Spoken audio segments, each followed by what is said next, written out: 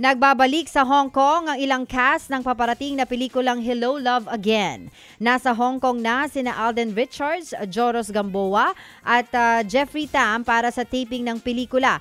Matatandaang magkakaibigan ang karakter ng tatlo sa Hello, Love, Goodbye. Nagpicture ang tatlo sa rooftop kung saan nakasulat sa railing ang Joy is Here. Inaasahan ding lilipad papuntang Hong Kong ang iba pang cast nina Catherine Bernardo, Lovely Abelia, Kakay Bautista at Maymay Entrata.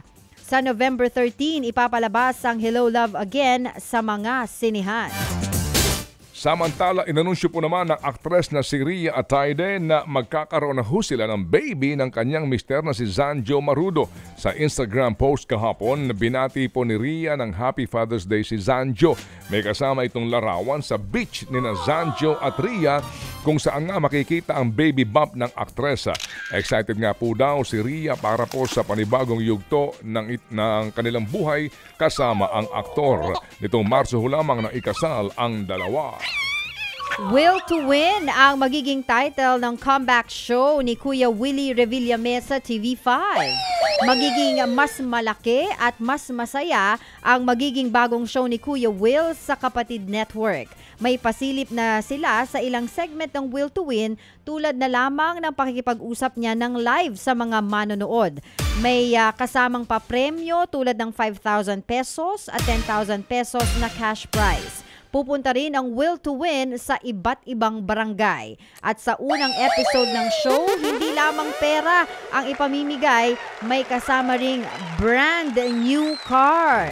Diba? Abangan po sa June 20 ang buong detalye ng pagbabalik ni Kuya Will sa Will to Win sa TV5.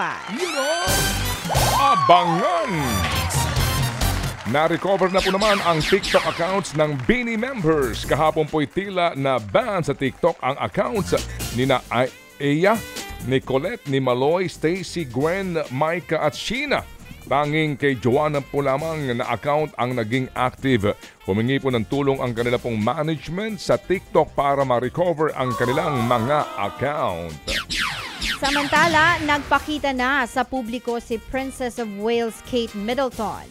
Dumalo sa military parade sa London si Kate para sa pagdiriwang ng kaarawan ni King Charles III. Sa ilang larawan makikita si Kate na nakasakay sa karwahe kasama ang tatlo nilang anak ni Prince William. Halos 3 buwan na nang inanunsyo ni Kate na sumasailalim siya sa chemotherapy treatment dahil sa sakit niyang cancer. May magandang progress need naman daw ito kay Kate pero hindi pa raw siya tuluyang magaling. Noong Desyembre pa, huling nakita sa publiko si Kate.